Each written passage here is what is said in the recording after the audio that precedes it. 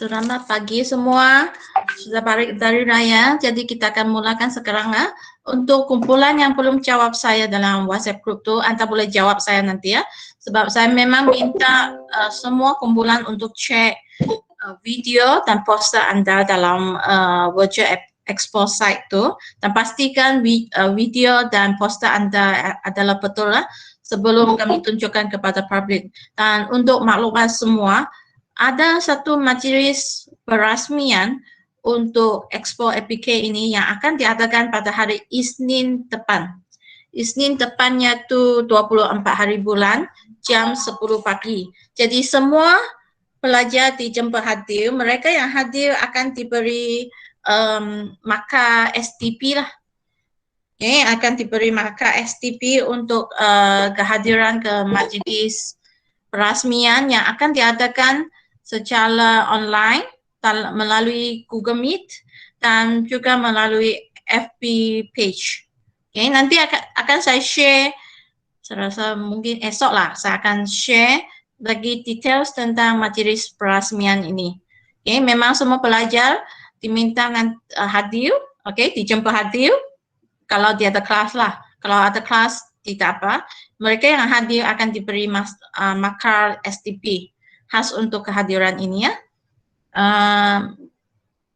Majlis perasmian itu adalah pada 24 hari bulan Mei, hari Isnin jam 10 pagi. Oke. Oke. Saya rasa di atas soalan tentang majlis perasmian ini. Jadi saya akan teruskan dengan lecture kita pagi ini, yaitu berkaitan dengan manajemen, pengurusan. Di mana kita sudah lihat fungsi pertama yaitu planning, perancangan minggu lalu. Di mana dalam perancangan ada dua perkara yang sangat penting, yaitu objektif, penempatan objektif atau goal syarikat, apa yang perlu dibuat ataupun apakah maklumat syarikat yang ingin dicapai. Selepas itu kita membuat perancangan. Kita merancang apakah strategi, apakah aktiviti, apakah perkara yang perlu kita buat, dalam perancangan, yaitu dalam fungsi yang pertama dalam pengurusan. Jadi untuk hari ini kita akan masuk fungsi yang kedua, yaitu organizing, yaitu mengorganisasikan syarikat ini, leadership yaitu kepimpinan dan kawaran, control kawaran. Dan kita juga akan lihat apakah challenge, apakah cabaran yang kita akan hadapi dalam abad yang ke-21 ini ya. Kita masuk ke bahagian organizing. Organizing. Di mana organizing ini adalah satu fungsi yang sangat penting, yang biasa akan dilaksanakan selepas dibuat perancangan, selepas perancangan. Yaitu kita membuat organisasi, menyusun semua sumber-sumber syarikat, termasuk sumber manusia, sumber tenaga bekerja, yaitu sumber alam sekitar, sumber asli, sumber keuangan dan lain-lain. Semua jenis sumber disusun untuk mencapai perancangan kita, untuk laksanakan aktiviti yang sesuai dengan perancangan kita. Jadi dalam ini, organisasi, organization, yang pertama sekali ialah kita tentukan internal structure. We decide the internal structure. Kita tentukan struktur dalaman syarikat. Kita tentukan struktur dalaman syarikat dan kita tentukan siapa yang mesti membuat keputusan, yang boleh membuat keputusan, siapa yang boleh memberi arahan kepada para pekerja, dan kita akan juga tentukan apa yang kerja yang perlu dibuat. Jadi ada 3 perkara lah di bawah organisasi, yaitu which task needed to be done. sudah kita buat rancangan terdahulu sebelum ni, dan kita akan menentukan apakah tanggungjawab ataupun apakah kerja yang perlu dilaksanakan di sini, dan kita tentukan siapa akan membuat kerja ini dan bagaimana kerja ini diurus dan dikoordinasikan. Okay. Bagaimana kita mengkoordinasikan pengurusan syarikat ini. Okay. Jadi dalam organisasi ini, okay, yang paling penting ialah kita mulakan tentukan apa yang perlu dibuat terdahulu. Dan bagaimana kita tentukan ialah berdasarkan kepada perancangan kita. Okay, berdasarkan apa yang kita rancang sebelum ini. Jadi dalam organisasi ini, okay, pengorganisasian ini, kita memang merancang atau menyusun bagaimana tugas dilaksanakan. Okay, bagaimana tugas disusun dan dilaksanakan. Jadi tugas yang paling pertama biasanya syarikat yang mesti kita tentukan ialah apakah jobs, apakah pekerjaan ataupun apakah tugas yang kita perlu buat, dan kita tentukan apakah ciri-ciri pekerja yang kita perlukan untuk melaksanakan tugas ini.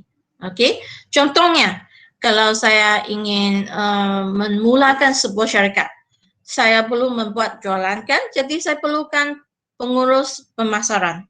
Jadi saya perlu tahu apakah tugas-tugas seseorang pengurus pemasaran. Contohnya tugas seorang pengurus pemasaran ialah membuat promosi, merancang promosi bagaimana dijalankan, kemudian mengkoordinasikan pekerja-pekerja juru-juru jual di bawah beliau. Semua ini ialah tanggungjawab seorang pengurus. Dan selepas itu saya perlu tentukan apakah ciri yang diperlukan oleh seseorang pekerja yang boleh memegang tugasan pengurus ini. Contohnya pekerja ini mesti mempunyai kelebihan dari segi dia pandai membuat promosi, dia tahu bagaimana communicate, dia tahu bagaimana mengurus pekerjaan dan sebagainya. Jadi I have to design the job. Okay, ini semua dipanggil reka cipta sesebuah tugas. Okay, reka cipta tugasan tersebut, designing the job. Dan dengan reka cipta tugas ini kita akan tentukan apakah tugas ataupun apakah jenis pekerjaan yang ada di dalam sesebuah syarikat. Contohnya dalam sesebuah syarikat kita ada pengurusan, kita ada pekerja pengurusan, kita ada pengurus pemasaran, pengurus perakaunan, kita ada setiausaha ataupun PA, okay, pembantu, admin dan sebagainya. Kita tentukan apakah tugas yang ada dalam sesebuah syarikat. Dan pada masa yang sama kita tentukan apakah ciri-ciri pekerja yang diperlukan untuk melaksanakan tugas-tugas tertentu. Okey, dan selepas kita membuat reka cipta tugas ini, kita akan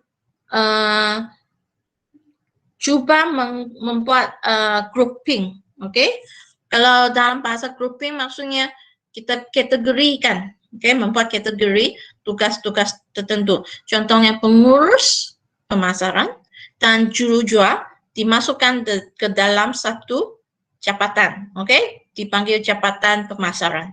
Okay, kemudian pengurus pentadbiran, admin dan penolong pentadbir, okay, penolong pentadbir, okay, admin, administrator atau admin assistant, semua ni dimasukkan dalam satu kumpulan iaitu jabatan pengurusan.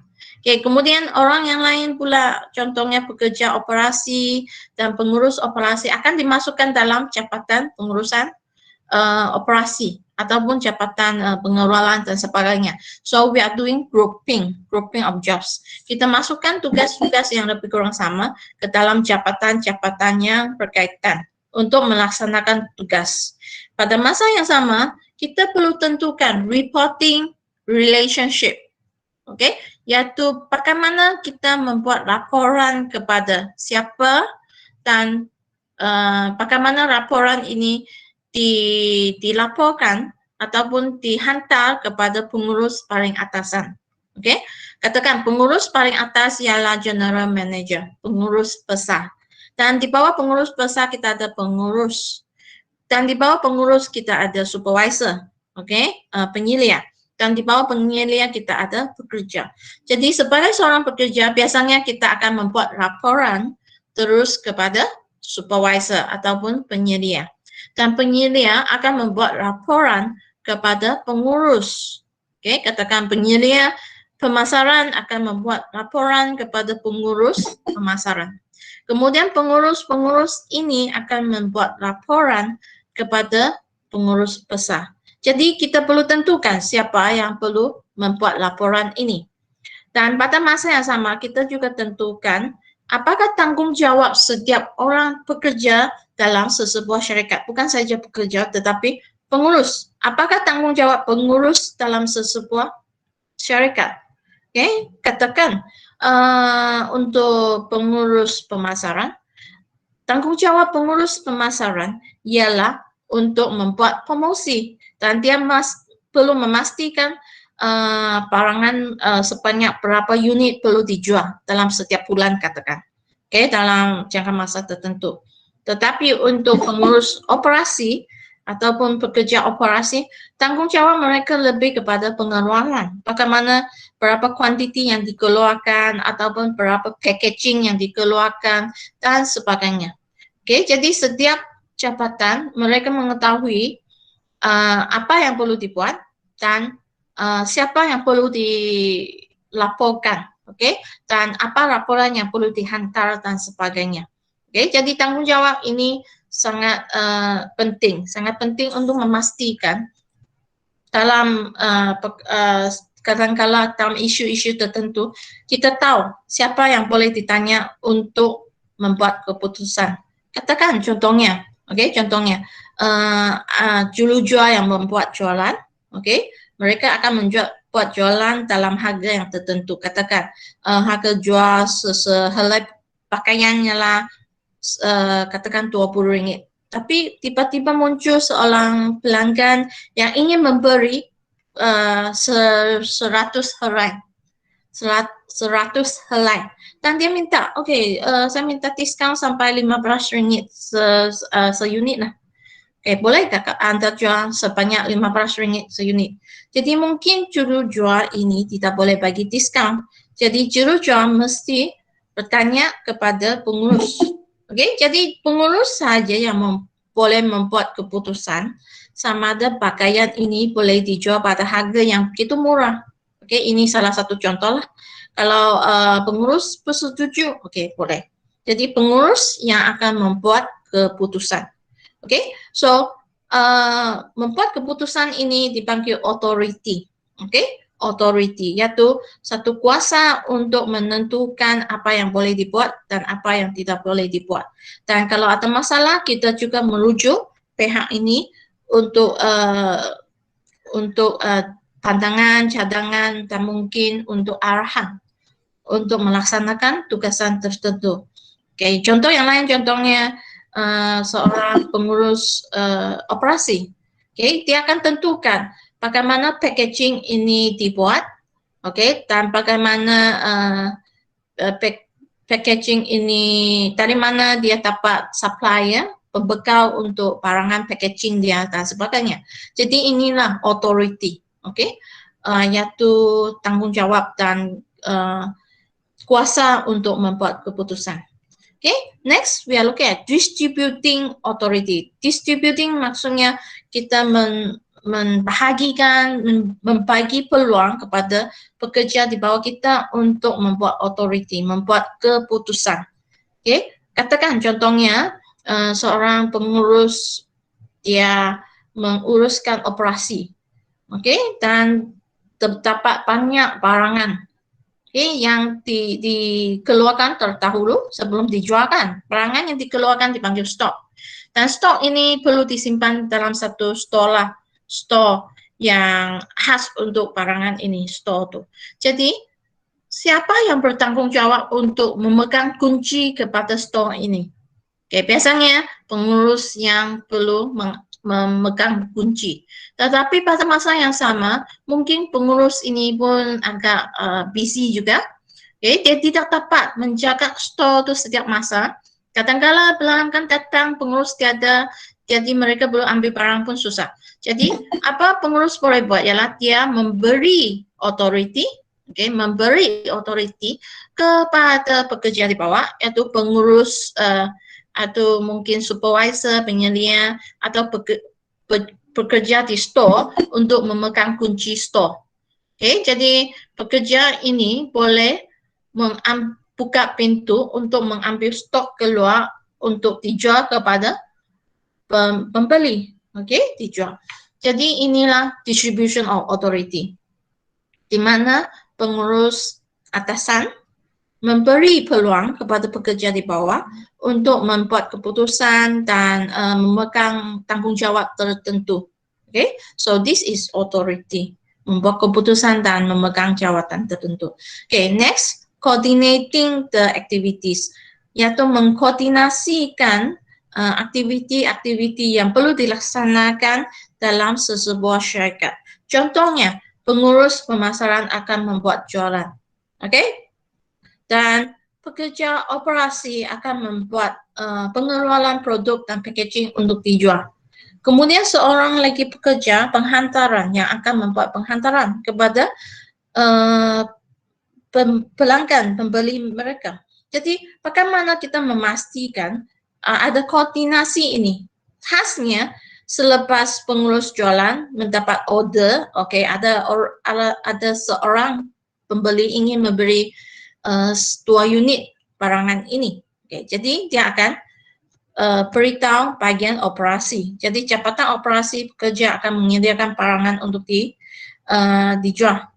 Jadi selepas itu barangan ini siap, kita perlukan seorang pekerja untuk membuat penghantaran. Jadi kita mesti koordinasikan aktivitas ini, aktiviti yang berbeza ini untuk memastikan barangan ini dapat dijual pada masa yang cepat dan supaya jangan terlampau lambat kita membuat jualan. Biasanya pelanggan ini mintalah supaya barangan ini cepat dijual. Ini dipanggil koordinasi. Dan akhir sekali, differentiating between the position. Kita mesti ada perbezaan antara posisi yang berbeza. Katakan pengurus dan penyelia mesti ada perbezaan antara posisi mereka, antara tanggung jawab mereka, antara aktiviti ataupun apa yang tugasan mereka perlu buat. Kita mesti ada perbezaan supaya orang faham apa yang perlu dibuat oleh seseorang individu. Jadi ini dipanggil organisasi. Dan selepas kita buat semua ini, maksudnya kita sudah buat satu perancangan yang baik. Perancangan yang baik, bagaimana kita menguruskan sumber manusia. Dan pada masa yang sama sebenarnya dalam organisasi, melalui pengurusan sumber manusia, kita juga membuat pengurusan sumber yang lain sudah secara tidak langsung. Dan semasa kita buat job design, sudah saya terangkan tadi, kita mengorganisasikan tugas, duty, dan tanggung jawab. Apa yang perlu dibuat, apakah aktiviti yang perlu dilaksanakan kepada one unit of work. One unit of work. One unit of work maksudnya kepada seorang pekerja ataupun seorang satu pasukan juga boleh. Mungkin juga satu pasukan pengeluaran dan sebagainya. Dan we match the characteristics. Sudah saya bagi tahu tadi, kita mesti pastikan ciri-ciri pekerja sesuai dengan pekerjaan ini. Contohnya, kalau saya ingin seorang setiausaha, jadi setiausaha mestilah pandai menulis surat, menyediakan minit mesyuarat dan sebagainya. Kita mementingkan kebolehan penulisan mungkin, ciri ini bagi seseorang setiausaha. Tetapi untuk pihak lain kita mesti ada ciri-ciri yang berkaitan yang sesuai untuk setiap tanggung jawab. Dan pada masa yang sama, kita mesti ada satu cara untuk melihat ataupun memeriksa pencapaian setiap orang pekerja. Okay, job performance. Kita mesti tahu apakah pencapaian pekerja ini, adakah pekerja ini dapat mencapai apa yang diperlukan atau dapat melaksanakan semua tugas yang dilaksanakan. Apakah satisfaction, ataukah kepuasan pekerja terhadap tugas ini, sama ada pekerja rasa puas hati atau tidak. Okay? Dengan arti kata lain, adakah mereka gembira bekerja dengan kita atau tidak. Dan physical and mental health. Mental health ialah kesihatan mental dan kesihatan kita lah, physical and mental health. Jadi adakah mereka sehat dan masih sesuai untuk melaksanakan tugas-tugas ini ya. Jadi dalam job design, okay, paling basic ialah kita tentukan apa tugas yang perlu dibuat dan lepas tu kita carilah orang yang sesuai untuk melaksanakan tugas tertentu. Tetapi untuk selepas masa tertentu ataupun disebabkan perubahan dalam syarikat, contohnya syarikat ini menjadi lebih besar ataupun syarikat ini mengeluarkan produk yang baru untuk dijual dan sebagainya. Disebabkan banyak perubahan dalam syarikat, mungkin kita perlu buat perubahan juga terhadap kerja kita, okay? Terhadap job atau tugas kita. Kita perlu buat perubahan. Dan perubahan ini boleh dari segi job enlargement. Okay? We enlarge the job. Enlarge maksudnya membesarkan. Okay?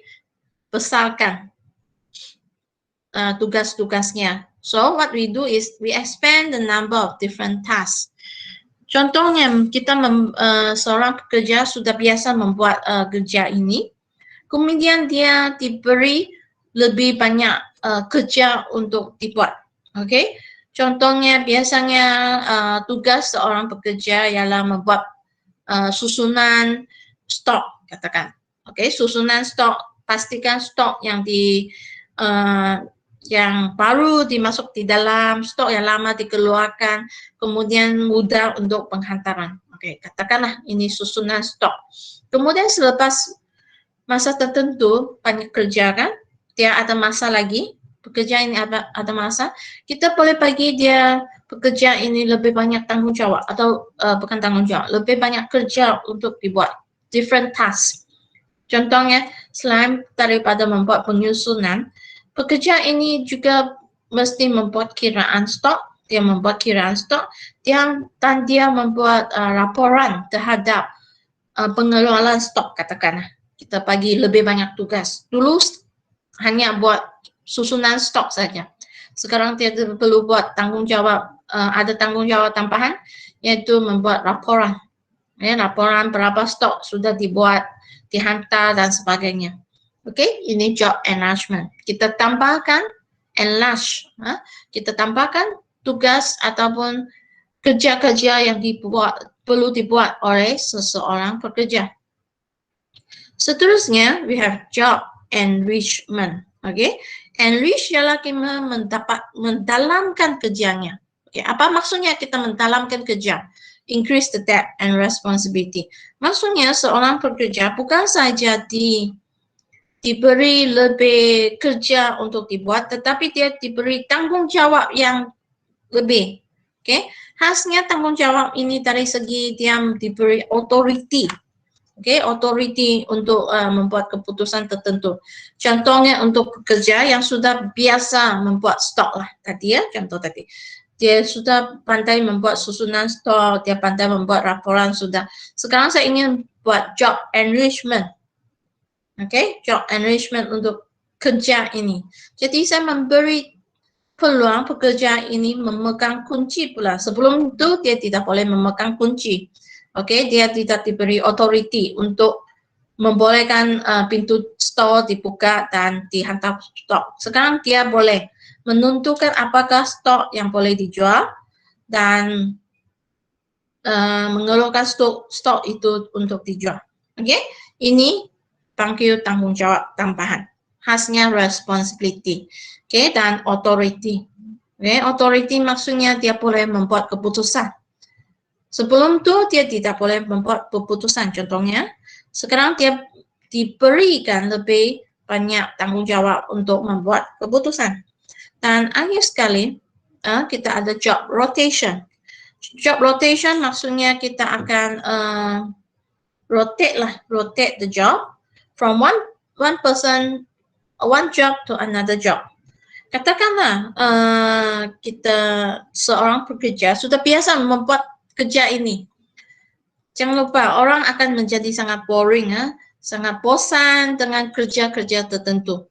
Kita pun rasanya bosan kalau kita buat kerja yang sama lebih 10 tahun. Jadi apa boleh buat? Dia tidak boleh tukar kerja. Okay? Dia masih dalam organisasi ini. Jadi pekerja ini boleh diberi peluang untuk bekerja dalam jabatan yang berbeza. A different department, jabatan yang berbeza, tetapi dengan tanggung jawab ataupun dengan post yang sama. Contohnya di UMS, okay? Satu organisasi yang sangat besar. Jadi kita ada banyak jabatan kan, banyak fakulti. Jadi katakan penolong pendaftar, dia akan buat kerja di jabatan ini untuk masa tertentu. Selepas beberapa tahun dia akan dipindah ke jabatan yang lain. Oke, dan biasa kita lihat ini bukan saja di university, tetapi biasa kita lihat dalam kerajaan juga, di mana pekerja mungkin dipindah dari satu jabatan ke jabatan yang berbeza selepas masa tertentu, bukan disebabkan mereka buat kesilapan atau apa-apa.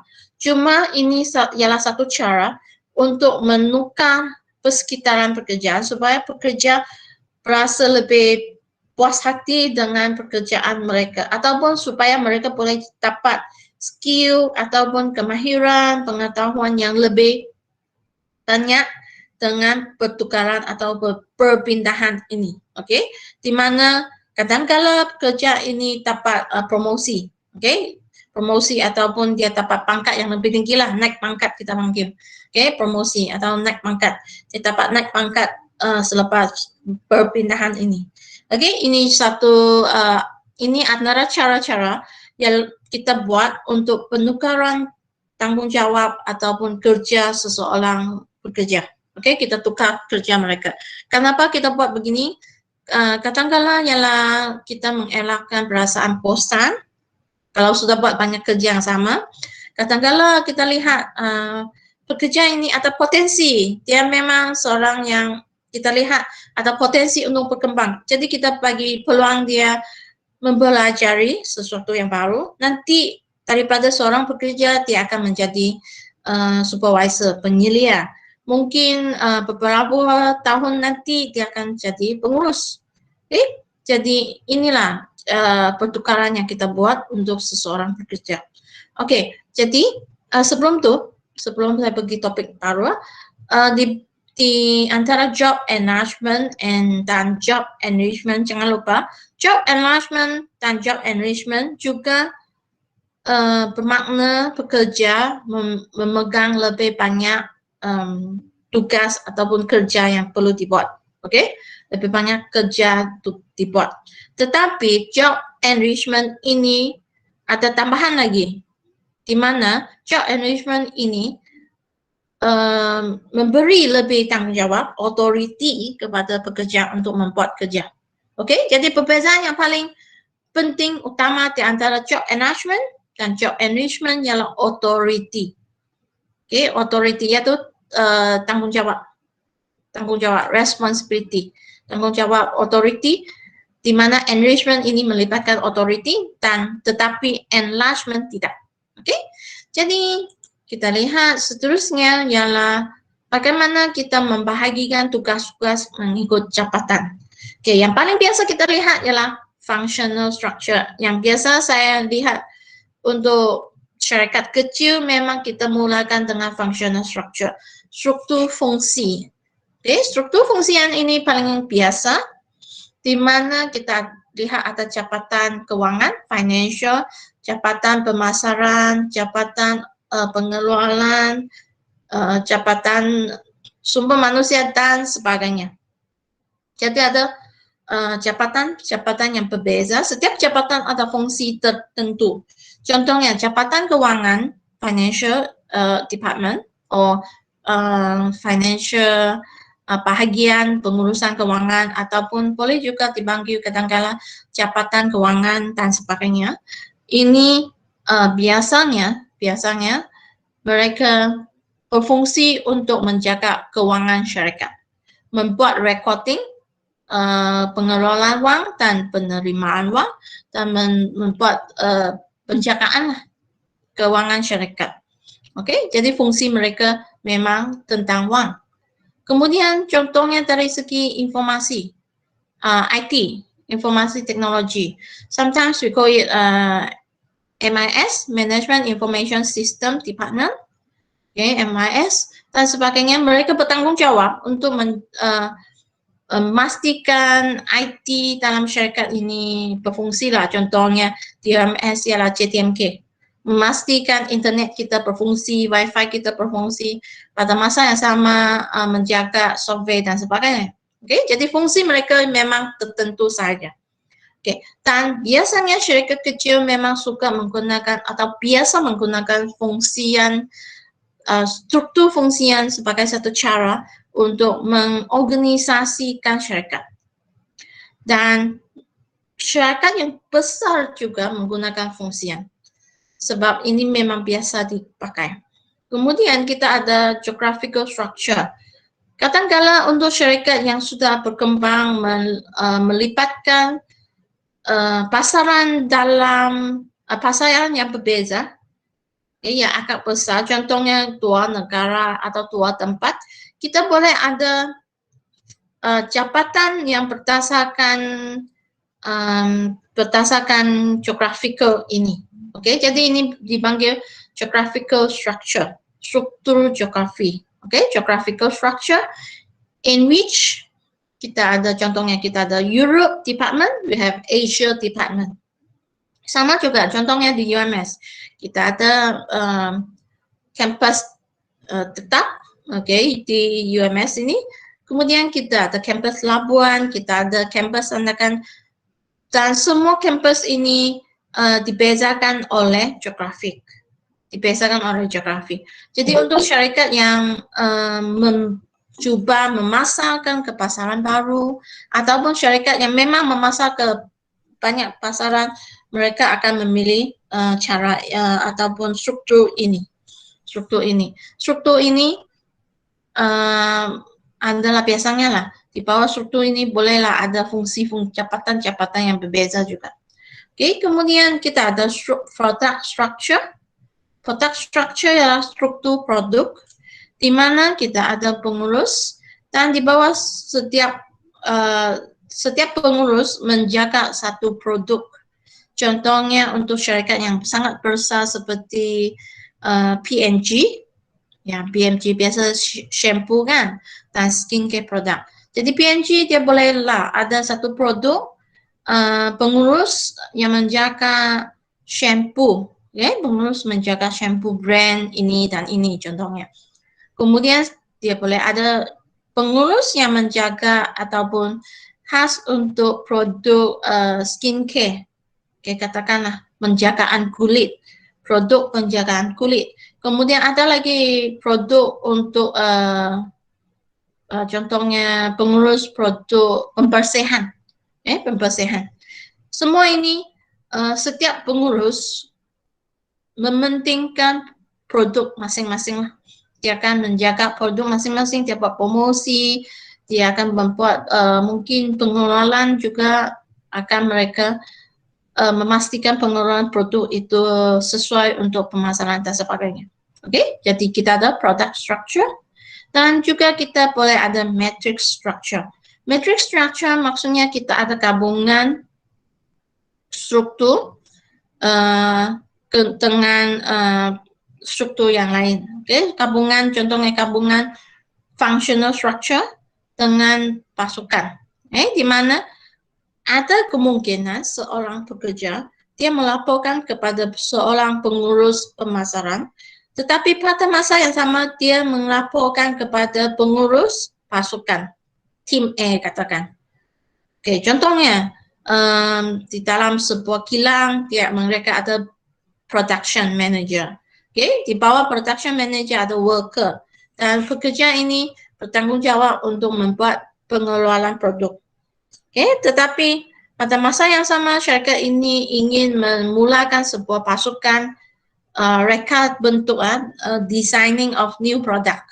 Okay, dia ingin buat rekat cipta produk baru dan dia perlukan pekerja pengeluaran, pekerja pemasaran dan sebagainya untuk memberi memberi nasihat dan memberi pandangan untuk menjayakan produk ini produk yang baru ini. Jadi kita mulakan satu pasukan baru di mana kita masukkan production workers, okay, marketing workers into one team. Okay, jadi ini akan menyebabkan pekerja ini melaporkan kepada 2 orang pengurus. So this is what we call matrix. Matrix maksudnya kadang-kala seorang dalam sebuah syarikat kita ada 2 pasukan yang berbeza lah. Untuk produk tertentu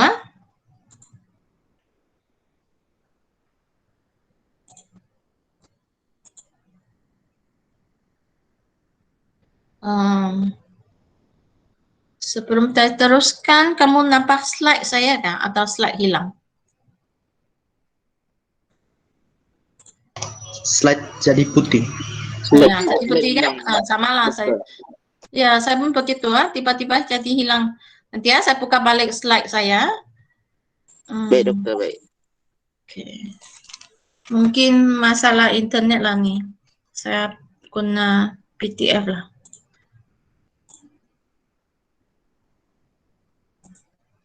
Saya stop sharing bagian ini. Okay.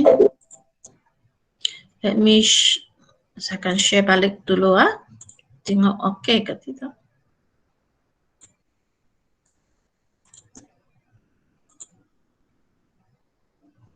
Okay, nampak slide sudah? Oh, belum.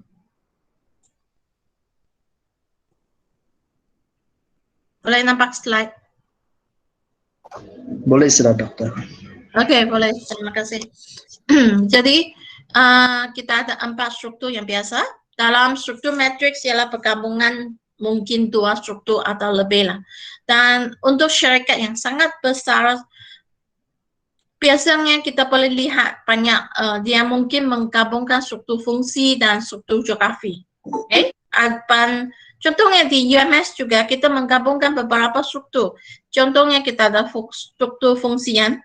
Okay, we have financial department, we call it bagian bendahari. Kita ada bagian sumber manusia. Tetapi kita ada fakulti. Setiap fakulti ialah seperti produk lah. Jadi satu fakulti ialah satu produk. Okay, di mana fakulti seperti fakulti social science, produk Anda ialah pelajar yang graduate dengan ijazah social science dan sebagainya. Okay? Jadi kita ada produk dan kita ada geografi. Itulah biasanya. Tetapi untuk syarikat kerja biasanya kita mulakan dengan functional structure dulu. Kemudian syarikat ini boleh berkembang dan struktur ini boleh ditukar selepas masa tertentu, selepas syarikat berkembang. Okay, kemudian selepas ini kita lihat leading. Leading ialah kepimpinan, di mana ini adalah fungsi yang ketiga. Dalam pengurusan memang kita amat mementingkan bagaimana kita mengurus pekerja, mengurus sumber manusia, okay, human resources. Jadi di sini pengurusan pekerja, okay, leading, di mana dalam leading, we instill the enthusiasm by communicating with others. Jadi kita cuba menanam, okay, menanam motivasi di kalangan pekerja. Bagaimana kita menanam motivasi? Kita guna cara komunikasi. This is what we call leading. Okay, kita menggunakan cara komunikasi, cara yang bukan cara yang sangat paksaan lah, bukan cara paksaan, tetapi cara yang lebih lembut seperti komunikasi, pengaruh, influence, pengaruh dan sebagainya untuk menggalakkan pekerja untuk bekerja. Dan kita memotivasi pekerja untuk bekerja dengan lebih kuat. Dan objektif of leading, apakah tujuan kita membuat leading? Kepimpinan, tujuan kepimpinannya lah kita cuba membina komitmen dan enthusiasm, yaitu kesetiaan kepada syarikat, komitmen dan kesetiaan kepada syarikat di kalangan pekerja, dan kita juga cuba menanam motivasi, menggalakkan pekerja supaya menjadi sangat motivasi. And we want to turn the plans into action. Jangan lupa tadi hanya rancangan, kita sudah merancang, kita menyusun pekerja, sekarang kita perlu memastikan pekerja kita mula bekerja dengan kuat. So this is what we are doing. And leaders versus manager. So leaders here, remember leaders are leading. Memimpin. Jadi dari perkataan memimpin bermakna kita coba menggunakan cara untuk mempengaruhi pekerja daripada menggunakan cara paksaan. Kita menggunakan cara pengaruh, komunikasi untuk memotivasikan pekerja, dan biasanya leading, kepimpinan mementingkan isu kelakuan pekerja. Kita melihat apakah masalah pekerja dan bagaimana kita melaksanakan dan menyelesaikan masalah tersebut. And we focus on people. We focus on people. Karena dalam pengurusan hari ini, 21st century sudah, 21st century, pengurusan hari ini kita mementingkan pekerja. Jadi kalau kita ada pekerja yang baik, kita boleh melaksanakan kerja dengan baik. So this is what we call leading. Tetapi untuk pengurus akan manage. Jadi mereka akan mengurus. Jadi mengurus memang lebih besar, maksudnya biasanya mengurus berbagai perkara. Tetapi pengurusan lebih mementingkan isu-isu menyelesaikan masalah. Focus on behavioral and non-behavioral issue, yaitu isu kelakuan dan bukan kelakuan pekerja. Jadi apa pengurus selalu buat ialah mereka memastikan tugas selesai, siap. Kita pastikan suka siap. Dia tidak begitu mementingkan pekerja, dan pengurus juga sangat mementingkan pencapaian objektif syarikat itu saja daripada mementingkan pekerja yang melaksanakan kerja tersebut. Jadi apakah perbezaan? Coba lihat komik-komik di sini ya. So, boss and leader. Jadi bos akan ambil orang itu dan membuat kerja. So dipastikan orang itu membuat kerja. Tetapi pemimpin membantu orang menanam dan growth, ataupun menanam ciri-ciri yang baik supaya orang dapat menjadi lebih baik lah. Growth, from the word growth, berkembang menjadi akan menjadi lebih baik. So that is the meaning. Yang kedua di sebelah kanan pula, leaders and boss. You can see boss will score. Kalau tidak buat dengan baik, ini kesilapan Anda. Dia akan marah dan dia tidak coba cari kenapa. Kesilapan ini berlaku. Inilah sebab pekerja sahaja. Dia akan rasa pekerja yang bertanggung jawab. Tetapi untuk leader, kalau ada sesuatu yang tidak tercapai, dia akan cari jalan dan dia akan suggest, cadangkan plan B. Suggest for plan B. So a worker will look at that as a leader. Dia akan ikut. Akan ikut plan B. Dia bagilah peluang, dia bagilah cadangan untuk menjadi lebih baik. Jadi untuk bos, seperti bawah, di bawah sebelah kiri, dia akan paksa orang mencapai. Dia bagi tahu, Anda tidak buat ini, Anda buat saja. Jadi tetapi untuk leader, untuk leader, pemimpin akan tarik pekerja dia bersama. Jadi dia pastikan pekerja dia juga dapat mendaki gunung. Okay? Dengan arti kata lain, pekerja dia akan menjadi lebih baiklah bersama. So for boss, think of I am the king. Tetapi untuk leader, we work together. Okay, so the keyword is we, kita bekerja bersama. Next, for boss, they will scold the workers, marah saja. Okay, kalau ada perkara yang tidak betul, dia tidak cuba tanyakan apa. But for leader I will ask why. Okay, boss will say what is not. Apa yang tidak dibuat. Okay, what is not doing or what is not right. But for leader is asking why. Okay, kenapa tidak dapat dibuat. Okay, daripada what, he ask why. Coba dapatkan masalah, mengetahuilah apa sebab-sebab alasan di belakang. And for boss will say go, you do it. And leaders will say let's go. Okay, so gambar-gambar ini memang menerangkan perbezaan di antara boss dan leader. Dan kemudian dari segi leader, okay, pemimpin, biasanya kita ada pemimpin yang berbagai jenis. Okay, semua orang berbeza. Dan pemimpin yang berbagai jenis ini mungkin sesuai untuk situasi tertentu. Okay, contohnya pemimpin yang paling kanan, paternalistic. Ini kepemimpinan seperti seorang ayah, okay, seorang papa di dalam satu keluarga. Jadi papa akan menjaga anak masing-masing. Jadi dia pemimpin akan menjaga pekerja dia. Okay, so pemimpin akan mementingkan pekerja. Okay, tetapi pada masa yang sama pemimpin as a paternalistic, dia mungkin akan memberi arahan. Okay, bayangkanlah ayah antara dalam keluarga, dia bukan saja mementingkan anak, tetapi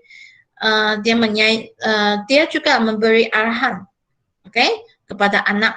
So it's like a father in the family. So ini satu cara kepemimpinan, style kepemimpinan.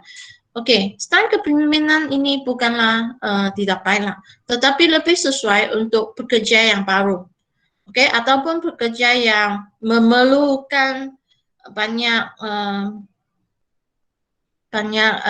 arahan, pekerja yang memerlukan banyak nasihat dan sebagainya. Okay, untuk pekerja yang muda, okay, ataupun pekerja yang kurang pengalaman, mungkin ini yang disukai oleh mereka, kerana mereka akan diberitahu apa yang perlu dibuat dan diberi motivasi dan sebagainya oleh seorang pemimpin. Okay. Kemudian kita ada 3 jenis lagi leadership style. We have autocratic, laissez-faire, and democratic. Okay. Demokratik ialah, biasalah kita faham demokratik ialah di mana dalam kepimpinan ini, okay, seorang pengurus akan tanya, what do you think we should do?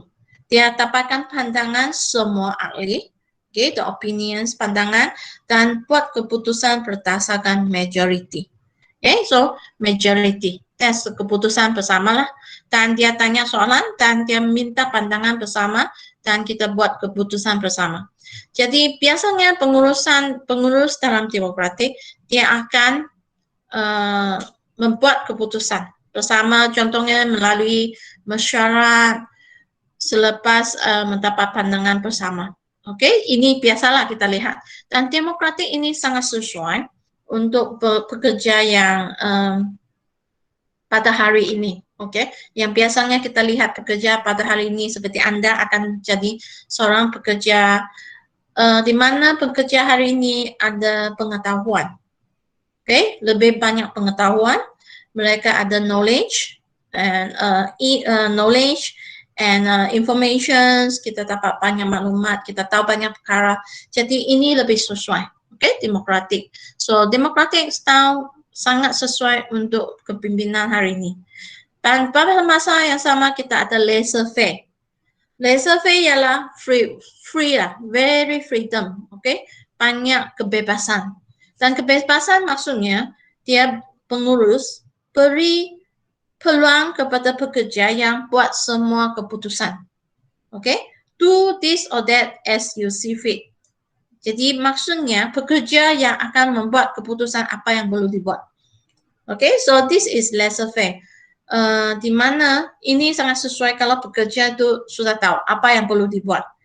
Jadi apa yang biasanya pengurus lihat ialah pengurus buat ialah dia bagi atau menetapkan objektif untuk setiap pekerja dan dia lepaskan tangan, freedom, so you can do whatever you like to do. I only want to see the result. Jadi apa yang pengurus ingin lihat ialah keputusan apa yang telah dibuat. Dan akhir sekali ialah autokratik. Autokratik ialah satu cara kepimpinan di mana pengurus akan memberi arahan. Okay, do this and that only. Okay, beri arahan dan dia perlukan semua pekerja untuk mengikut arahan. Okay, semua orang di bawah perlu mengikut arahan. Dan autokratik ini biasanya ya akan digunakan untuk contohnya organisasi seperti tentera, pasukan polis dan sebagainya. Okay, jadi untuk pasukan tentera dan polis di mana pengurus atau general akan memberi arahan. Okay, arahan dan pekerja ini ikut arahan sahaja tanpa persoalan. Okay, itulah untuk organisasi tertentu seperti tentera dan polis, autokratik sangat sesuai. Okay, jadi leadership style ini mana satu yang lebih sesuai bergantung. Okay, bergantung kepada organisasi, bergantung kepada pekerja, lalu kita juga bergantung kepada pemimpin. Okay, ada juga pemimpin yang suka laissez-faire, ada pemimpin yang demokratik, atau pemimpin yang lebih paternalistik. Jadi ini bergantung juga kepada ciri-ciri pemimpin. Tetapi pemimpin hari ini lebih kepada demokratik and laissez-faire lah. Kerana pekerja hari ini pun banyak pengetahuan, berilmu dan sebagainya. Jadi demokratik lebih sesuai. Okey, jadi selepas ni kita lihat bagaimana kita memotivasikan pekerja kita. Bagaimana kita memotivasikan pekerja kita? Ada dua cara yang paling utama. Faktor yang pertama ialah financial factors, faktor financial. Contohnya diberi bonus, pekerja yang mencapai matlamat ataupun target objektif tertentu diberi bonus, ataupun sales commission. Okay, commission untuk jualan tertentu. Contohnya commission untuk menjual setiap 100 unit, berapa peratus setiap unit, okay, untuk jualan. Ataupun profit sharing, di mana syarikat ini mungkin selepas habis 1 tahun, akaun tu boleh dapat, sudah buat akaun dapat banyak keuntungan syarikat. Jadi untuk syarikat yang mendapat banyak keuntungan, mereka boleh share lah profit ini, memberi setiap pekerja sebahagian dari profit ini, okay, keuntungan ini dibahagikan di antara pekerja. Tetapi ini juga biasanya bergantung kepada peraturan ataupun ciri-ciri syarikat. Kemudian insentif, group incentives. Incentives ini mungkin dari segi contohnya cuti yang contohnya peluang untuk melancong ke luar negara dengan tiket penerbangan dibayar oleh bos. Okay, contohnya. Ataupun peluang untuk mendapat satu special buffet di dalam restoran ataupun hotel yang mahal. Okay, this is good incentive. Dan kemudian wages rate by unit. Contohnya selepas mengeluarkan 100 unit akan diberi upaya khas untuk pengeluaran tersebut. And stock purchase option. Stock purchase maksudnya saham lah, pembelian saham. Untuk syarikat yang sendirian berhad ataupun syarikat berhad, mereka boleh guna cara ini, di mana mereka boleh memberi peluang pekerja untuk memberi saham syarikat. Untuk pekerja yang sangat-sangat baik, sangat-sangat banyak sumbangan kepada syarikat, mungkin syarikat itu boleh memberi saham secara percuma, memberi saham secara percuma kepada para pekerja. Jadi stock purchase option ini merupakan satu cara untuk memotivasikan pekerja, kerana kalau pekerja itu menjadi pemegang saham syarikat, bermakna syarikat ini adalah sebahagian daripada aset pekerja. Okay? Kalau pekerja itu memegang saham. Oleh itu, pekerja itu akan merasakan, oh ini juga syarikat saya. Kalau syarikat saya mendapat keuntungan, saya akan mendapat pulangan, dari saham saya. Jadi pekerja ini akan lebih bermotivasi, lebih bekerja dengan lebih kuat, kerana dia menganggap ini syarikat milikan pekerja juga, dan dia akan mendapat pulangan kalau syarikat ini mendapat keuntungan yang lebih baik. Dan non-financial factors ialah seperti menetapkan objektif, di mana kita tidak menggunakan wang untuk memotivasikan pekerja. Kita menggunakan objektif, di mana dalam planning, perancangan terdahulu sebelum ini saya terangkan, dalam perancangan kita mengatakan tentukan objektif MPO, MPO ataupun biasa kita tengah yang KPI untuk setiap pekerja. KPI untuk setiap pekerja, dan pekerja mencuba mencapai KPI masing-masing. Inilah cara memotivasi mereka. Kemudian flexible working hours, di mana pekerja diberi peluang untuk datang lambat atau datang awal mengikut kesesuaian mereka ataupun mengikut keperluan mereka.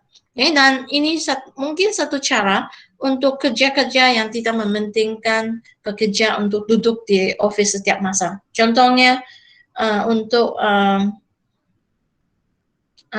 kerani dalam bank, ini tidak sesuai. Tidak sesuai. Mereka mesti ada di bank jika ada pelanggan bank datang. Tapi untuk contohnya pensyarah, ini sesuai. Karena sebagai seorang pensyarah, kita boleh bekerja di luar masa, di mana kita boleh bekerja di lewat petang, pada lewat petang atau awal pagi. Jadi ini flexible working hours mungkin sesuai untuk tugas tertentu, untuk pekerjaan tertentu. Paid holidays ialah biasanya kita tengah ambil leave lah, ambil leave, take leave.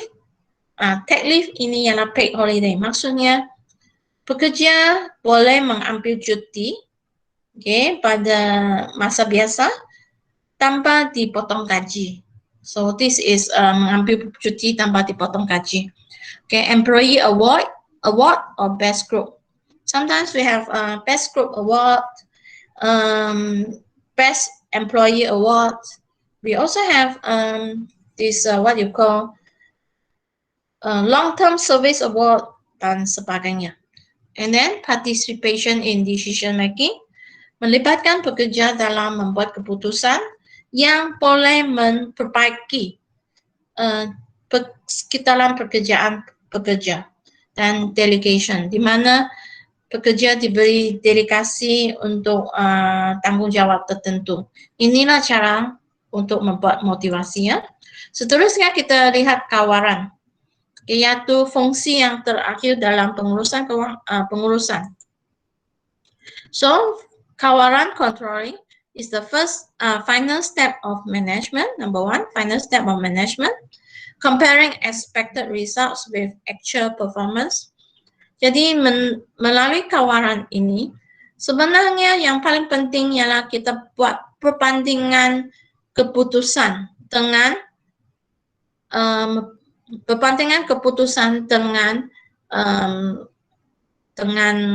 perancangan kita.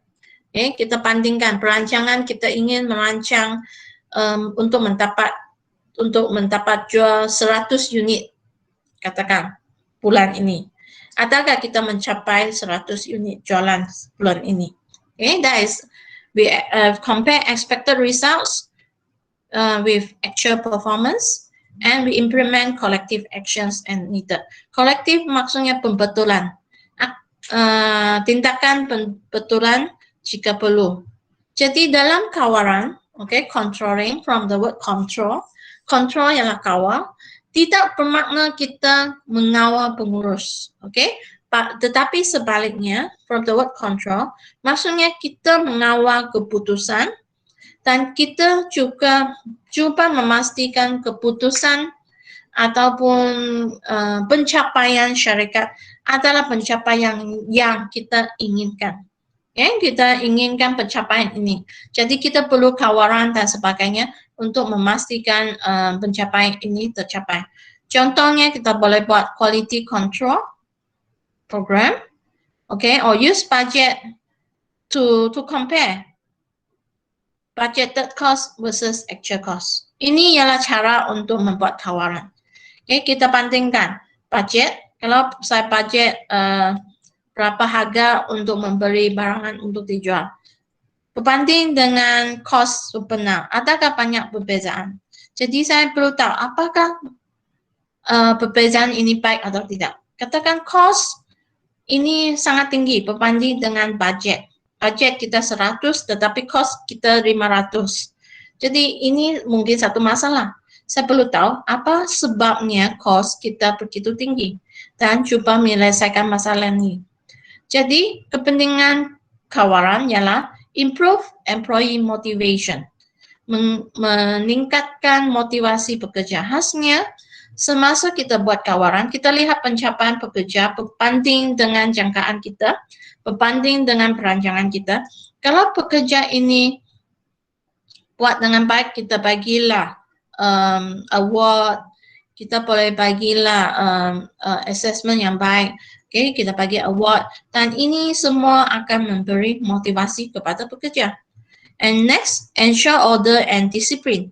Kita pastikan pekerja menjadi lebih disiplin. Okay, memastikan semua dalam susunan yang baik.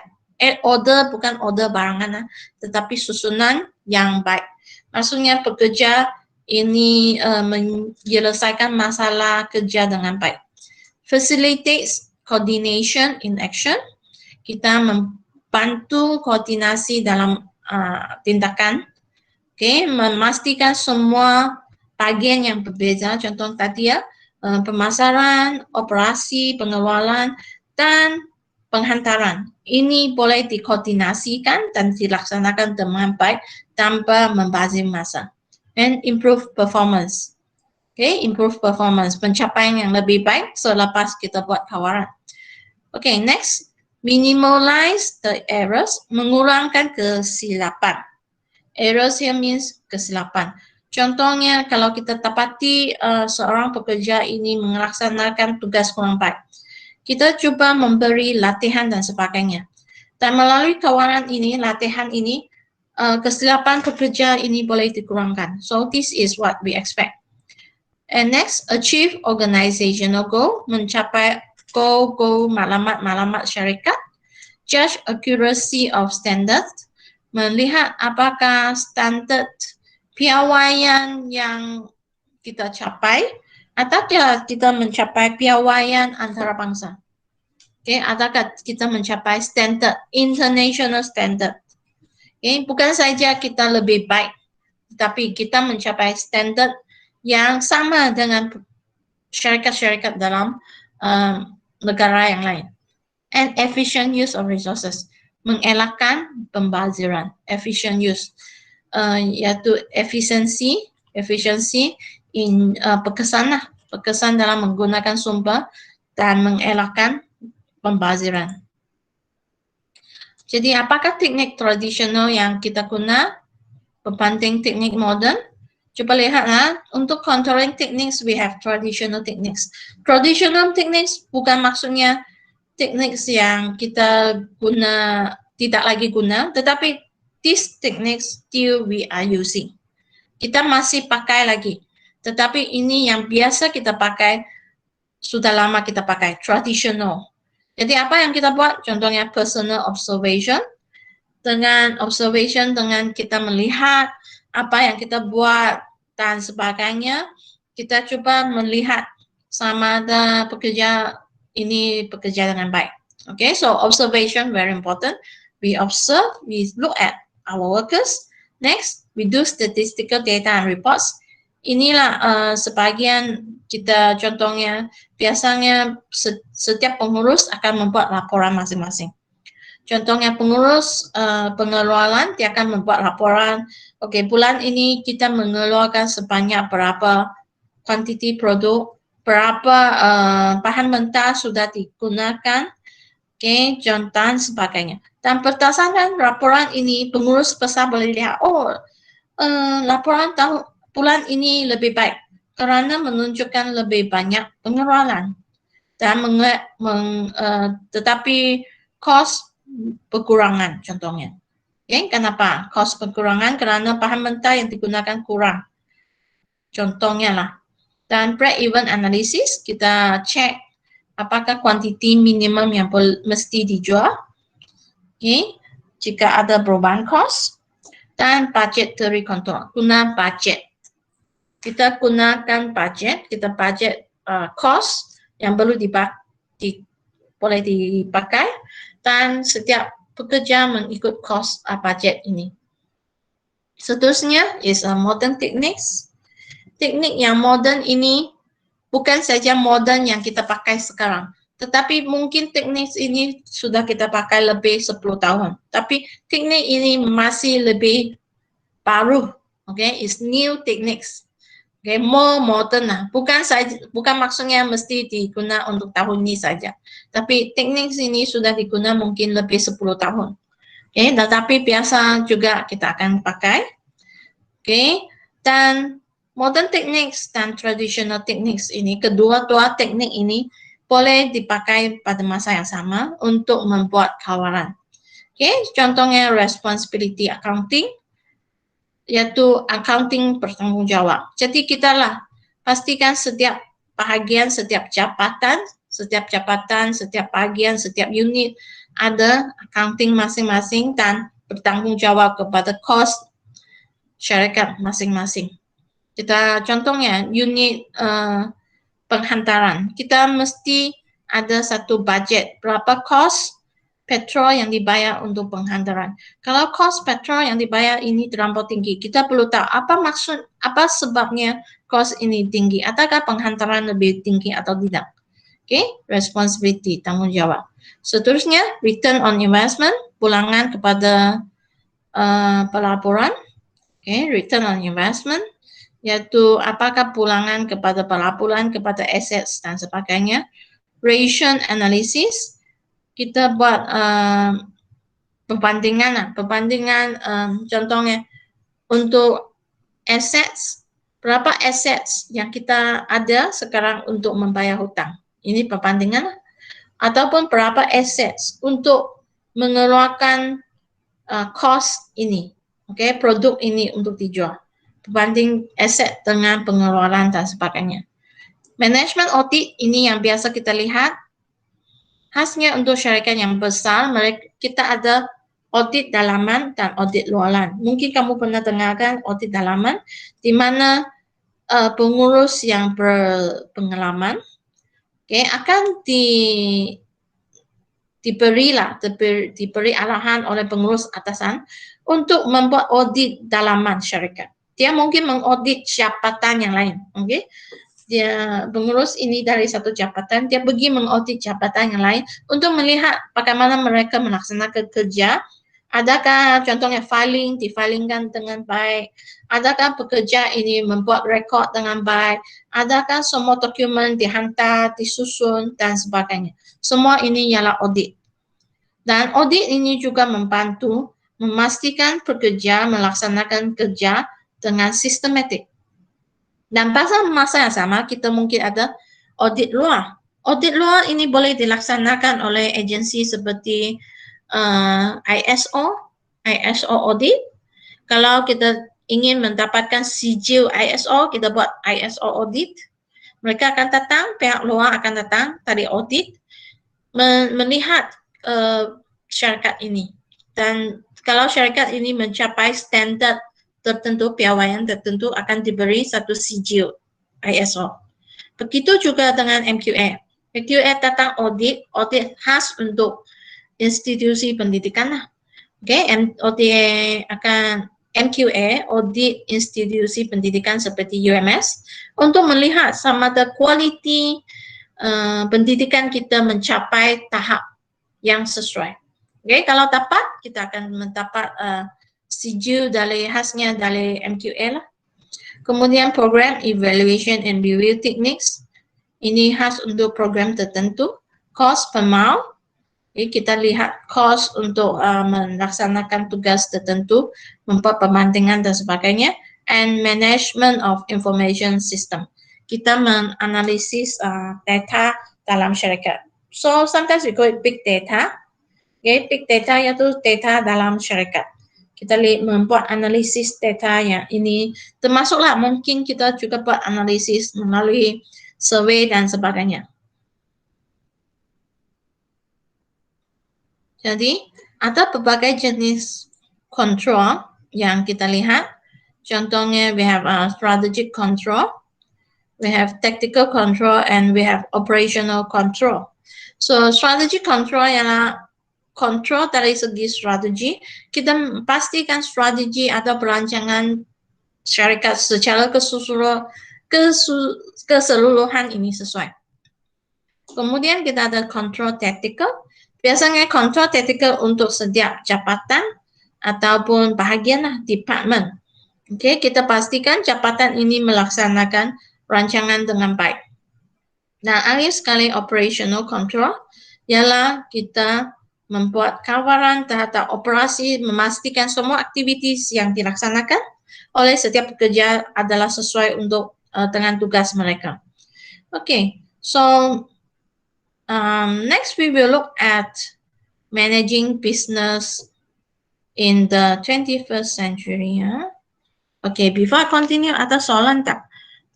Untuk mereka yang datang lambat, jangan lupa isi kehadiran masing-masing.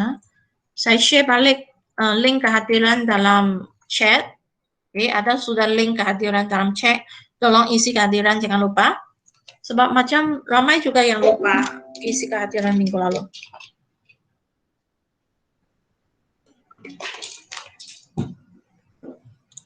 Kita lihat pengurusan perniagaan dalam abad yang ke-21 ini. Jadi dalam abad yang ke-21, apa yang kita lihat sekarang ataupun ada apa yang kita hadapi sekarang ialah pertama sekali ialah globalisasi. Globalization.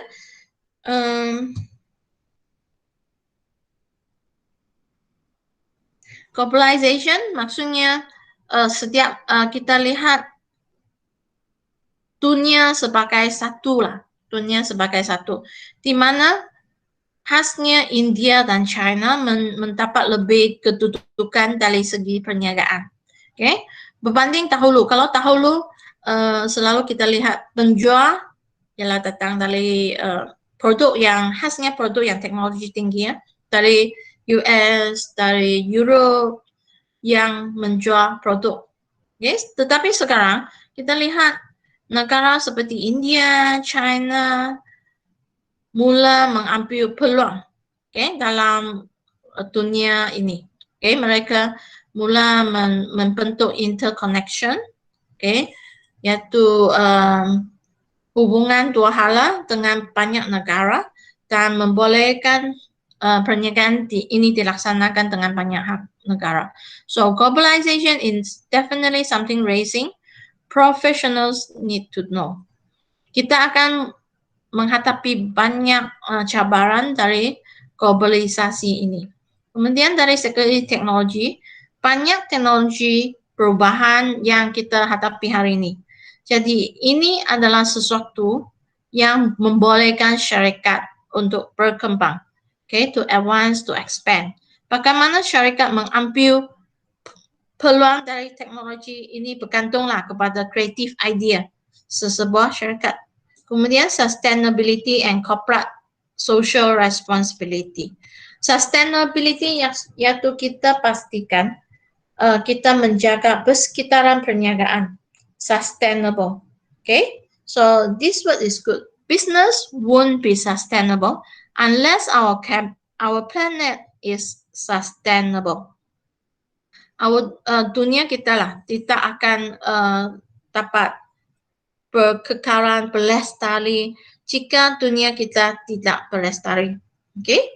Jika dunia kita menghadapi masalah persekitaran, okay, contohnya pencemaran, ia akan menyebabkan kita sendiri, manusia sendiri yang menghadapi masalah.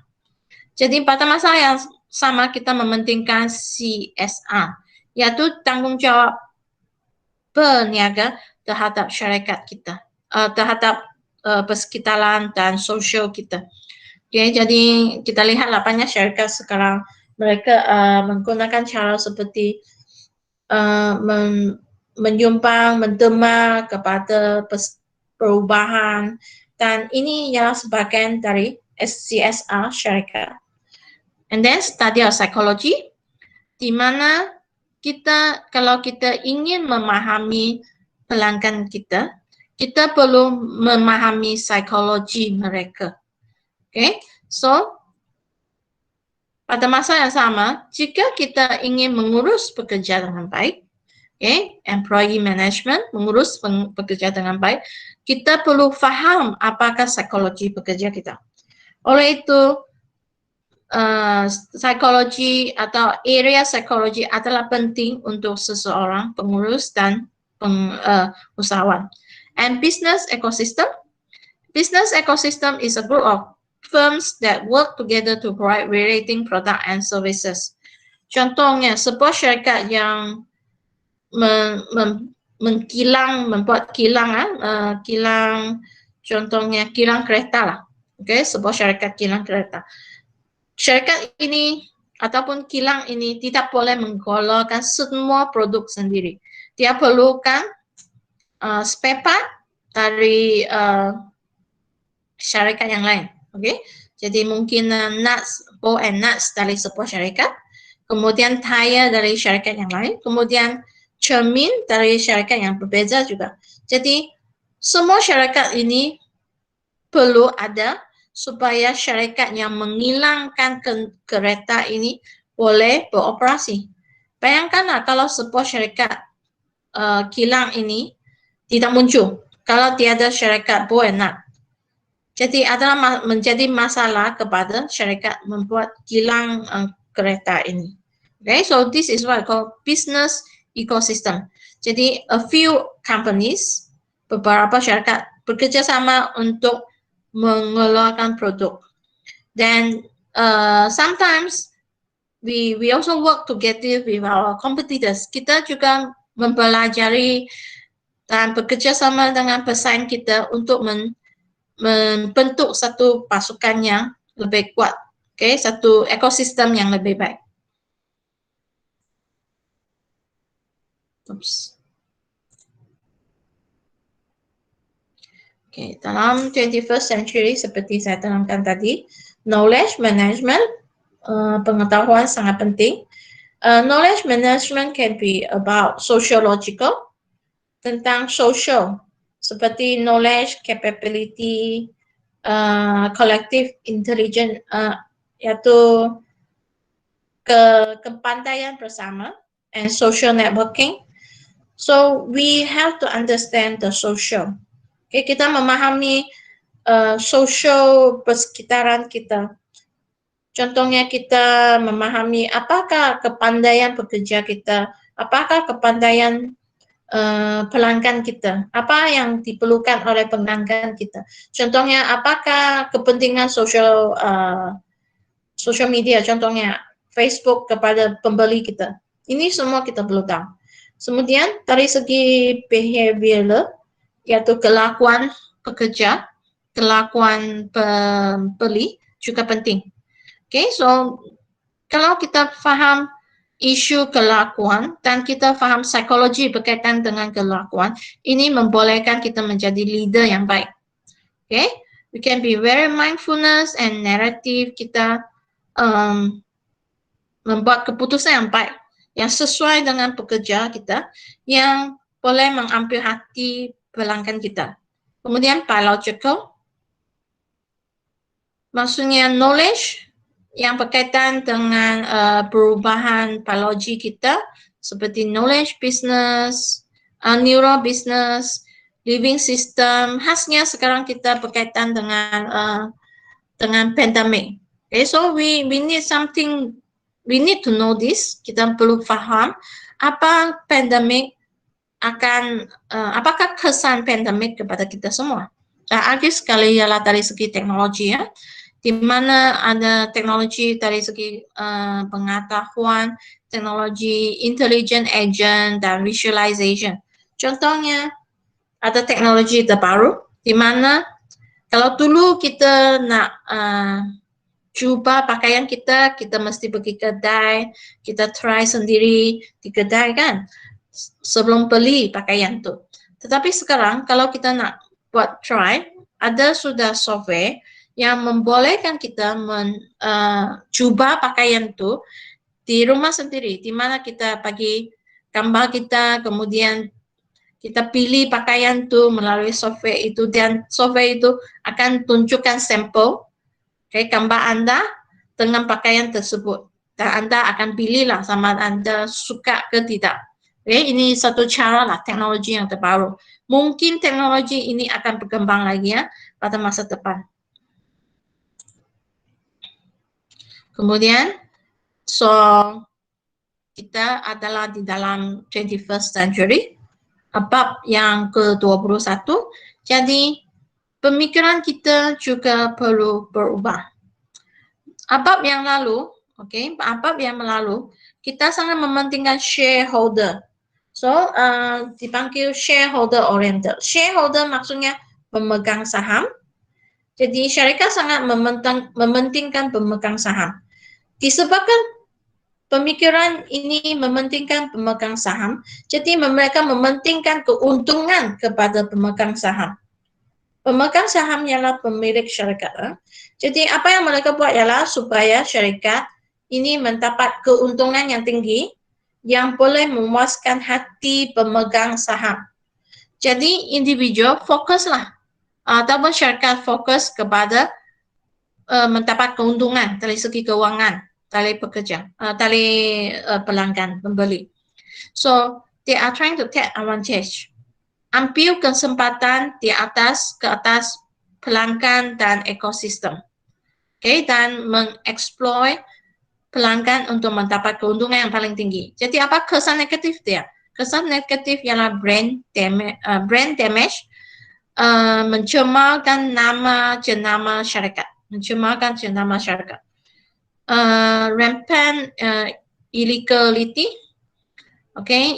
membuat sesuatu yang tidak sah dari segi undang-undang, not legal, tidak sah dari segi undang-undang, ekonomi suffer, dan persekitaran juga terpengaruh, contohnya pencemaran di persekitaran, contohnya pembakaran sumber dan sebagainya.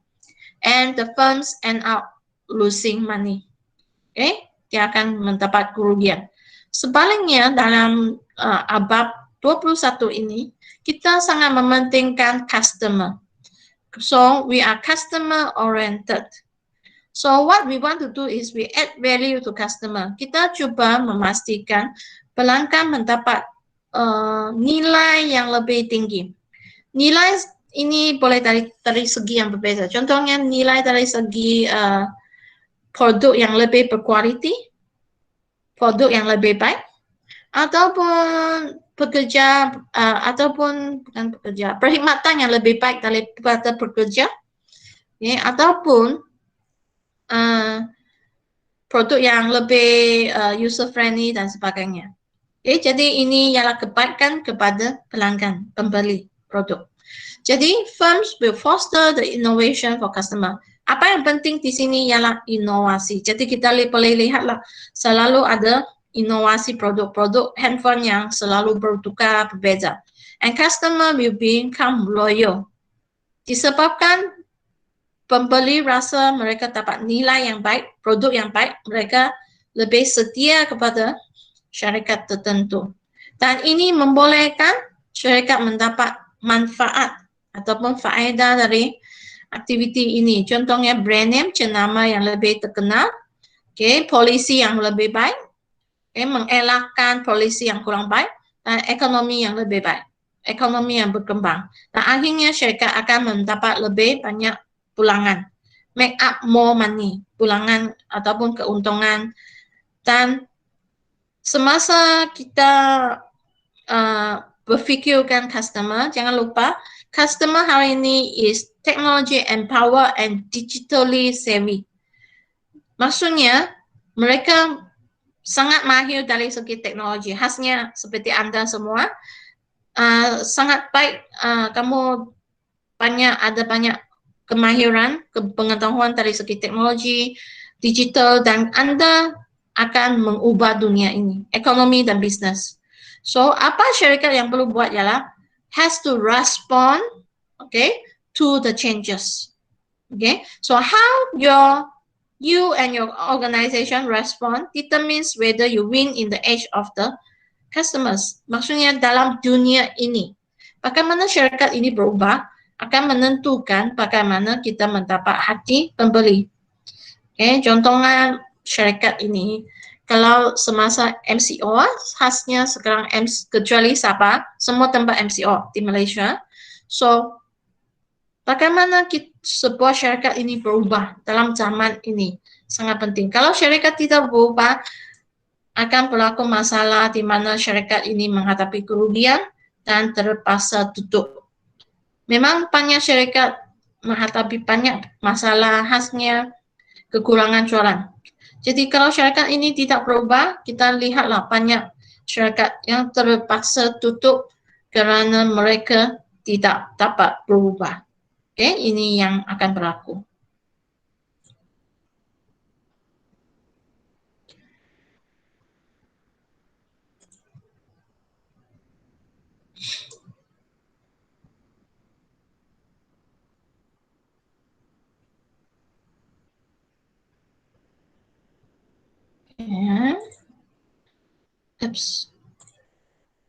Jadi entrepreneur, usahawan pada hari ini, entrepreneur has belief, ada kepercayaan masing-masing, has the ideas and always buat perubahan.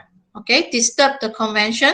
Convention ialah kebiasaan, jadi dia tukar, dia buat perubahan. Dan untuk kepentingan sendiri, self reward. Kepentingan sendiri. Pada masa yang sama kita boleh lihat ada intrapreneur. Intra maksudnya mungkin pekerja ini mereka ada maklumat ataupun mereka ada kebolehan, creativity. Jadi apa mereka pekerja buat ialah mereka mengeluarkan produk yang inovatif dan produk ini berkembang sesuai dengan maklumat syarikat. Mereka membantu syarikat ini mendapatkan produk yang lebih inovatif, lebih baik. Jadi apakah pulangan mereka? Pulangan mereka ialah group reward. Mereka dapat reward pulangan secara dalam kumpulan. Contohnya, gaji kumpulan pekerja ini akan dinaikkan ataupun mereka diberi bonus khas untuk inovasi mereka. So this is what you call intrapreneur. Intrapreneur lebih kepada usahawan dalam sebuah syarikat. Kemudian kita ada manager and supervisor, and we have leaders. So these are the people that still we are facing today. These are the people that we are facing in the management, orang dalam pengurusan kita. Dan ada lagi seorang pihak,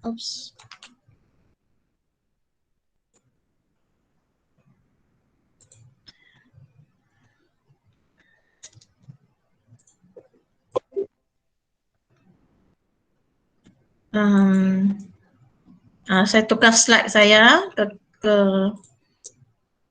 balik sekejap sebab hang lagi.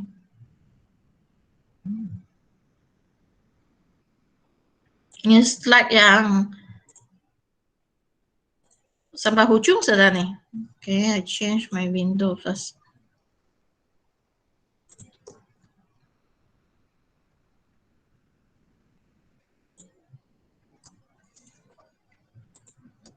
Okay.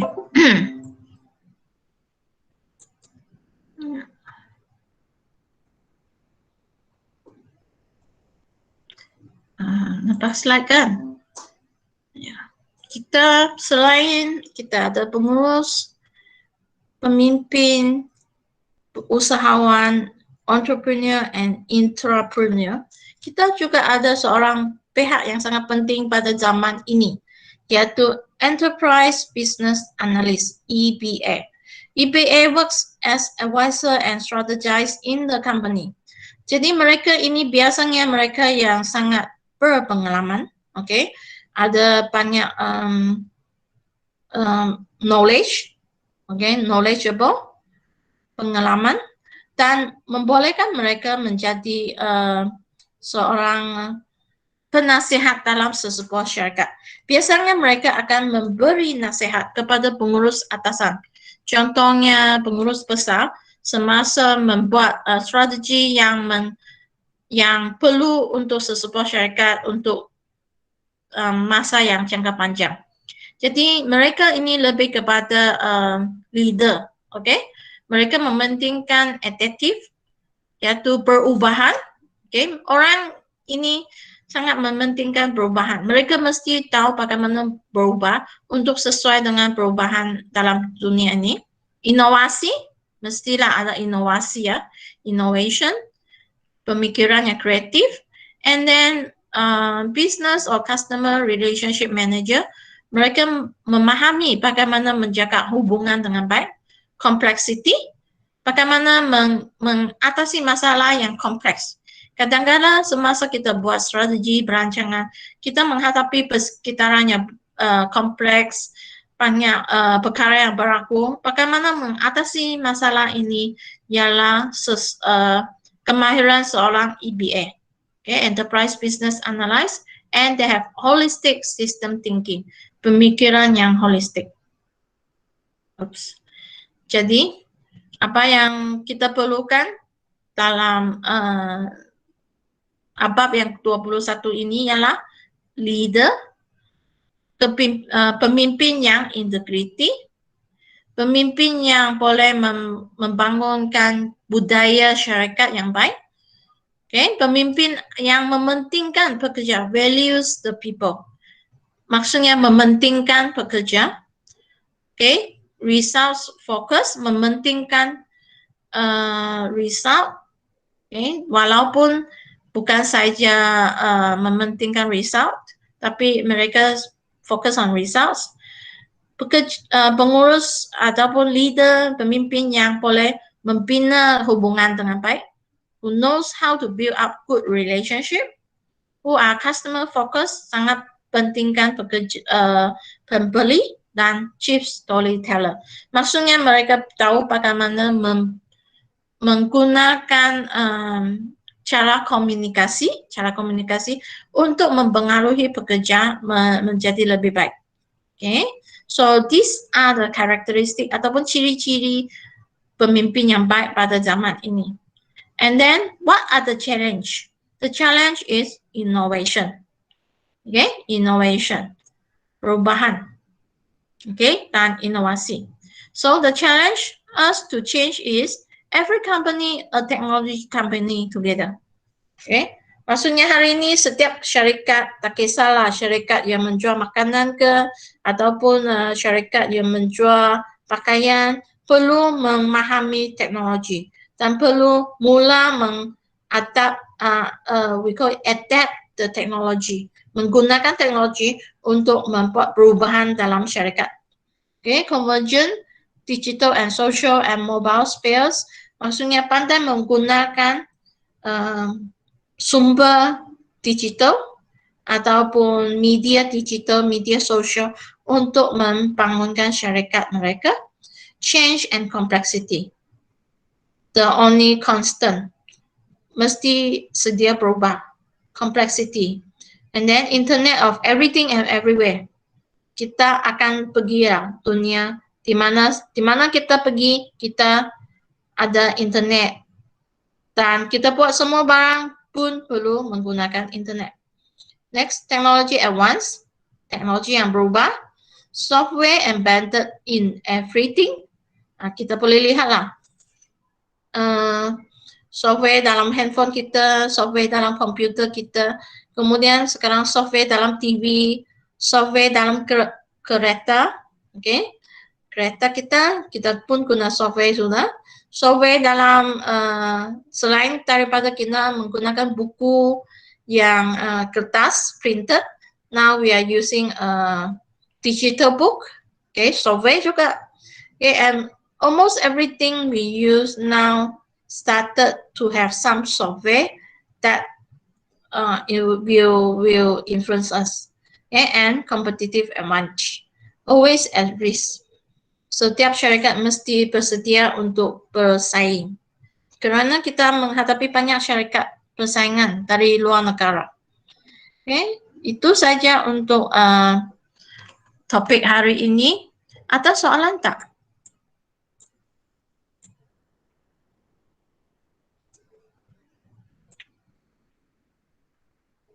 Jangan lupa untuk isi kehadiran. Sudah saya share tadi link terbaru. Okey, jangan lupa untuk mereka yang lambat masuk, minggu depan hari Isnin jam 10 pagi iaitu 24 Mei ada satu majlis pembukaan, untuk ekspor APK yang akan dibuka oleh Naib Chancellor. Okey, wakil Naib Chancellor. Dan semua pelajar yang menghadiri majlis pembukaan ini melalui sama ada Google Meet ataupun Facebook, okay, akan mendapat mata STP. Okay, dan oleh itu saya jemputlah semua pelajar untuk hadirlah. Khasnya mereka yang tidak ada kelas. Ini kalau ada kelas tidak apa. Okay, kalau kamu ada kelas, jangan risau, you still can go to your class. Okay, not compulsory, bukan wajib lah, tetapi semua dijemput lah. Okay, dan jangan lupa minggu depan, sebab minggu ke-10 kan, minggu depan hari Kamis iaitu 27 hari bulan, Anda sepatutnya membuat Facebook Live di mana Anda membuat promosi produk Anda selama 40 minit. Okay, sekurang-kurangnya 40 minit. Okay, sudah saya bagi tahu sebelum ni, di mana Anda boleh lantik seorang wakil untuk membuat Facebook Live page ini, ataupun kamu boleh mengambil giliran pun boleh. Okay? Ataupun minta seorang wakil buat pun boleh. Saya tiada masalah. Dan apa bahasa pun boleh, yang penting boleh faham English atau PM, bahasa yang pasal, okay? Bahasa bukan bahasa yang biasa kamu pakai dalam internet bolehlah. Okay, kamu boleh guna cara ataupun berbagai cara lah yang kamu buat untuk page Anda. Okay, di mana masa promo Facebook Live ini ialah dalam masa lecture, iaitu adalah jam 11 hingga jam 1. Okay, 11 hingga 1. Tetapi disebabkan semua Anda di dalam satu grup kan, jadi Anda boleh start awal atau start lambat pun boleh, saya tiada masalah. Yang penting kamu ada buat promosi Anda ataupun Facebook Live Anda, okay, pada masa itu. Okay, jadi satu kumpulan boleh start jam 11, satu kumpulan lagi boleh start jam 11.30, 11.20 pun boleh. Tak kisah, nanti kalau saya cek satu persatu lah. Kemudian selepas tu, jangan lupa kumpulan yang mendapat paling banyak like dan share akan mendapat satu hadiah khas. Okey, satu hadiah khas sahaja, bukan setiap section, satu hadiah khas untuk semua section. Tapi kumpulan yang mendapat share dan like yang paling tinggi saja. Jadi oleh itu Anda boleh minta semua kawan Anda untuk like dan share Facebook Live masa itu, minta semua kawan tak kisahlah kawan dari mana, kawan yang bukan dari UMS pun boleh, minta mereka tolong like dan share page kamu supaya kamu dapat lebih banyak like. Oke? Itu saja. Kalau ada soalan untuk next week?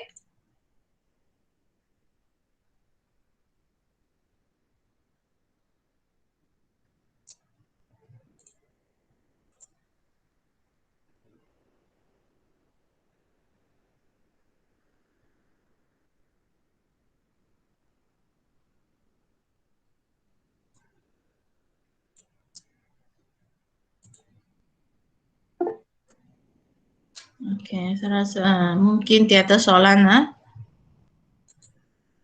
Ya, dari Syafi'i kan. Syafi'i tanya, kena live di page Facebook kah dokter? Ya, kena live page, live promotion. Oleh itu saya mintalah rakan-rakan yang lain tolong sediakan props ke, sediakan bantuan lah untuk mereka yang membuat live. Okay? Mungkin dari kumpulan kamu 7 orang, 1 orang saja yang membuat live. Jadi rakan-rakan yang lain boleh buat dorongan, sediakanlah bantuan yang diperlukan untuk kawan-kawan kamu, jangan lupa.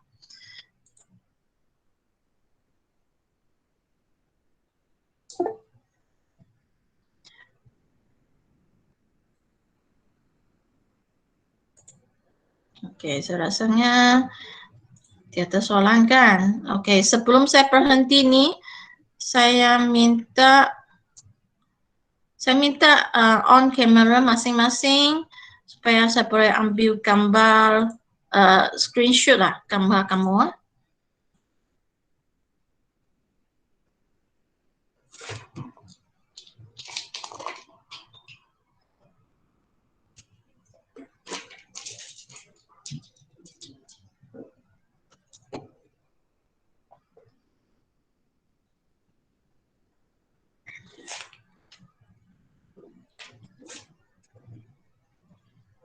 Ada lagi? Tunggu sekejap lagi. Ada lagi ya? Oke ya. Senyuman besar-besar lah. Ambil print screen saja saya. Oke. Oke, thank you. Terima kasih semua. Oke, dan harap-harap semua menjaga kesehatan masing-masing ya. Karena banyak case kemarin dan saya harap semua sehat-sehat belakangan. Jangan ada yang sakit. Oke, thank you very much. Thank you. Baik dokter. Thank you, madam. Thank you, dokter. Bye. Bye, thank you. Thank you, dokter. Thank you, dokter.